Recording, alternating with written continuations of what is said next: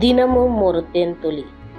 ஓய்வு நாள் முடிந்து வாரத்தின் முதலாம் நாள் விடிந்து வருகையில் மகதலேனாள் மரியாளும் மற்ற மரியாளும் கல்லறையை பார்க்க வந்தார்கள். அப்பொழுது பூமி மிகவும் அதிரும்படி கர்த்தருடைய தூதன் வானத்தில் இருந்து இறங்கி வந்து வாசலில் இருந்த கல்லை புரட்டி தள்ளி அதன் மேல் உட்கார்ந்தான். அவனுடைய ரூபம் மின்னலைப் போலவும் அவனுடைய வஸ்திரம் உறைந்த மழையைப் போல வெண்மையாகவும் இருந்தது. காவலாளர் அவனுக்கு பயந்ததினால் திடுக்கிட்டு செத்தவர்கள் போல் ஆனார்கள்.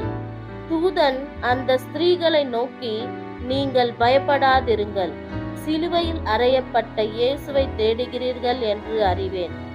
அவர் இங்கே இல்லை, தாம் சொன்னபடியே உயிர்த்தெழுந்தார். கர்த்தரை வைத்த இடத்தை வந்து பாருங்கள். சீக்கிரமாய் போய் அவர் மரித்தோரில் இருந்து எழுந்தார் என்று அவருடைய சீஷர்களுக்கு சொல்லுங்கள். அவர் உங்களுக்கு முன்னே கலிலியாவிற்கு போகிறார், அங்கே அவரை காண்பீர்கள். இதோ உங்களுக்கு சொன்னேன் என்றான்.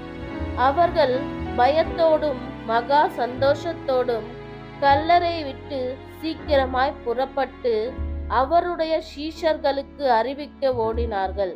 அவர்கள் அவருடைய சீஷர்களுக்கு அறிவிக்க போகிற போது இயேசு தாமே அவர்களுக்கு எதிர்பட்டு வாழ்க என்றார்.